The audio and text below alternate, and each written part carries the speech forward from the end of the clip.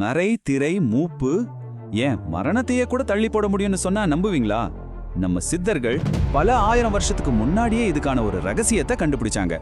அந்த ரகசியத்தோட பேரு தான் விந்து கட்டுதல். சித்தர்களோட இந்த ஆழமான அறிவை பத்தி தான் நாம இன்னைக்கு விளக்கமா பார்க்க போறோம். உங்களுக்குள்ளேயே ஒரு மாபெரும் சக்தி உருங்கிக்கிட்டு இருக்குன்னு சொன்னா நம்புவீங்களா? இந்த கேள்விதான் சித்தர்களோட மொத்த தேடலுக்கும் ஆரம்ப புள்ளி. நம்ம ஒவ்வொருத்தருக்குள்ளேயும் தூங்கிட்டு இருக்கிற அந்த சக்தியை எப்படி தட்டி எழுப்புறது, அதுக்கான பதில தான் அவங்க தேடினாங்க. சரி, இந்த முழு விளக்கத்துல நாம என்னென்ன விஷயங்களை பார்க்க போறோம்னா, முதல்ல சித்தர்களோட அந்த பெரிய ரகசியம் என்னன்னு ஆரம்பிச்சு, அதுக்கு பின்னாடி இருக்கிற அறிவியல், அதோட 3 நிலைகள், இதனால கிடைக்கிற நன்மைகள், கடைபிடிக்க வேண்டிய முறைகள், அப்புறம் ரொம்ப ரொம்ப முக்கியமான எச்சரிக்கைகள் வரைக்கும் எல்லாத்தையும் ஒன்னொன்னா பார்க்கலாம்.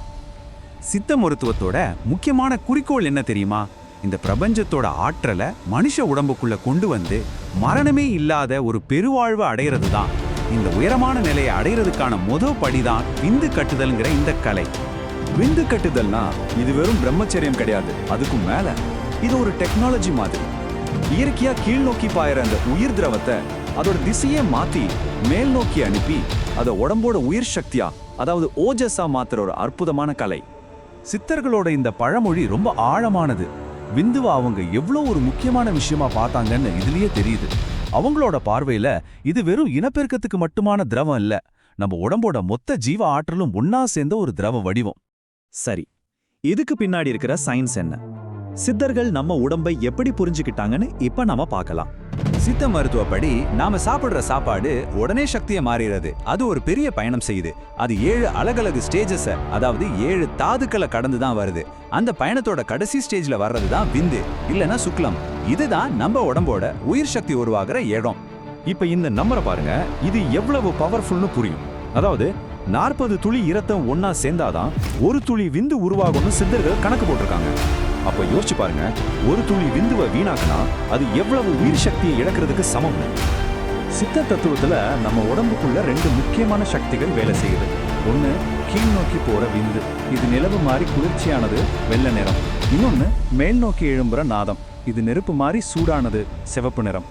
இந்த 2 எதிரெதிர் சக்திகளையும் ஒன்னா சேர்க்கிறது தான் விந்து கட்டுதலோட ரகசியமே. ஓகே, இப்போ இந்த விந்து கட்டுதல் கலையோட ரொம்ப முக்கியமான 3 ஸ்டேஜஸ் பத்தி பார்க்கலாம். இது ஒரே நாள்ல நடக்கிற விஷயம் இல்ல, இது ஒரு படிநிலையான செயல்முறை. இதோட முதல் படி ஸ்தம்பனம், அதாவது மனக்கட்டுப்பாட்டாலையும் சில யோக பயிற்சிகளாலையும் விந்துவோட ஓட்டத்தை முதல்ல நிறுத்துறது.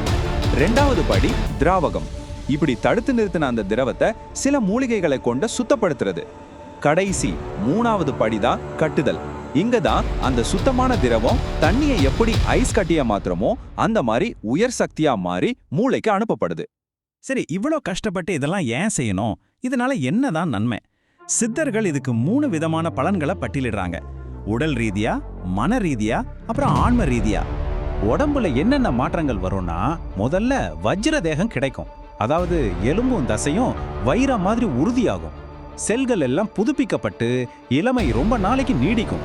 உடம்போட நோய் எதிர்ப்பு சக்தி பல மடங்கு அதிகமாகும். சொல்லப்போனா சித்தர் போகர் என்ன சொல்றாருன்னா, இதை சரியா செஞ்சா உடம்பே பொன்னிறமா மாறும்னு சொல்றாரு. மனதளவுல பாத்தீங்கன்னா விந்துவோட சக்தி மூளைக்கு போகும்போது மேதா சக்தி அதிகமாகும். அதாவது நினைவாற்றல், புத்தி கூர்மை, எதையும் வேகமா புரிஞ்சுக்கிற திறன், இதெல்லாம் அதிகரிக்கும். அலைபாயிர மனசு அமைதியாகி ஒருவித பயமின்மையும் தேஜஸ்ன்னு சொல்லப்படுற முகப்பொலிவும் கிடைக்கும். ஆன்மீக ரீதியா இதுதான் சித்தர்களோட அல்டிமேட் கோல். விந்துவோட சக்தியை மேல் நோக்கி கொண்டு போய் நெற்றி போட்டுல நிறுத்தினா ஞானக்கண் திறக்கும்னு சொல்றாங்க. அட்டமா சித்திகள்னு சொல்லப்படுற 8 விதமான மகா சக்திகள் கைக்கு வரும். இதுதான் முக்தி அடையிறதுக்கான நேரடி பாதை. சரி, இந்த கலையை செய்யணும்னா சித்தர்கள் என்னென்ன வழிமுறைகளை சொல்லியிருக்காங்க? உணவு, மூலிகைகள், யோகா பயிற்சிகள்னு அதை பத்தி இப்ப கொஞ்சம் விரிவா பார்க்கலாம். இந்த அட்டவணையில இருக்கிற மூலிகைகள் ரொம்ப முக்கியம். பூனைக்காளி நரம்பு மண்டலத்துக்கு ரொம்ப நல்லது.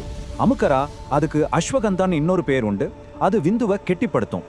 நீர்முள்ளி அடர்த்திய கூட்டும். தண்ணீர் விட்டான் கிழங்கு உடம்ப குளிர்ச்சியா வச்சுக்க உதவும். இந்த மூலிகைகளை வச்சுதான் சித்தர்கள் வஜ்ர கஞ்சி அப்படின்னு ஒன்று உருவாக்குனாங்க. அரிசி பார்லி கஞ்சியோட இந்த மூலிகை பொழிகளை போட்டு பால்ல வேக வச்சு பனங்கற்கண்டு சேர்த்து காலையில வெறும் வயிற்றுல 1 மண்டலம், அதாவது 48 நாள் சாப்பிட்டு வந்தா விந்து கெட்டிப்பட்டு உடம்பு வைர மாதிரி உறுதியாகும்னு சித்த மருத்துவ நூல்கள்ல சொல்லப்பட்டிருக்கு. மூலிகைகள் மட்டும் பத்தாது, அந்த சக்தியை கரெக்டா மேல் நோக்கி செலுத்த யோக பயிற்சிகளும் ரொம்ப அவசியம். சில ஆசனங்கள் ஆசையை கட்டுப்படுத்தும், சிராசனம் மாதிரி ஆசனங்கள் சக்தியை மூல பக்கம் திருப்பும். எல்லாத்துக்கும் மேல மூலபந்தம் அப்புறம் சித்தர்களோட ரகசிய மூச்சு பயிற்சியான வாசி யோகம், இது ரெண்டும் தான் மனசையும் பிராணனையும் விந்துவையும் கட்டுப்படுத்த ரொம்ப முக்கியம். சரி, இதெல்லாம் துறவிகளுக்கு மட்டும்தானா? கல்யாணமானவங்க, குடும்ப வாழ்க்கையில் இருக்கிறவங்க இதை செய்ய முடியாதா? இந்த கேள்விக்கான பதிலையும் சித்தர்கள் திரும்ப திரும்ப சொல்ற ஒரு முக்கியமான எச்சரிக்கையும் இப்ப பார்க்கலாம். நிறைய பேர் நினைக்கிற மாதிரி சித்தர்கள் குடும்ப வாழ்க்கையை விட சொல்லல.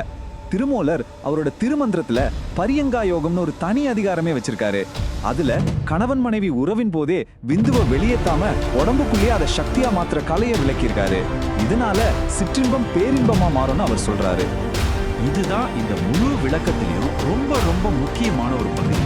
சரியான குரு இல்லாம, வழிகாட்டுதல் இல்லாம இதை முயற்சி பண்றது ரொம்ப ஆபத்தானது.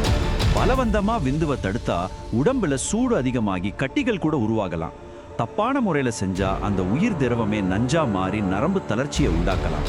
அதனாலதான் அகத்தியர், போகர் மாதிரி எல்லா சித்தர்களும் ஒரு தகுதியான குருவோட மேல்பார்வையில மட்டும்தான் இதை பழகணும்னு ரொம்ப கடுமையா எச்சரிச்சிருக்காங்க. ஆக விந்து கட்டுதல்ன்றது வெறும் உடற்பயிற்சி மட்டும் கிடையாது. இது ஒரு மனுஷனை அவனோட உச்சபட்ச நிலைக்கு, ஏன் இறைநிலைக்கு உயர்த்துற ஒரு ஆழமான அறிவியல் மற்றும் ஆன்மீக பயணம். சித்தர்களோட இந்த பழமையான அறிவு இன்னைக்கு நம்ம உடம்புக்குள்ள எவ்வளவு பெரிய சக்தி மறைஞ்சிருக்குன்றத பத்தி மறுபடியும் யோசிக்க வைக்குது இல்லையா?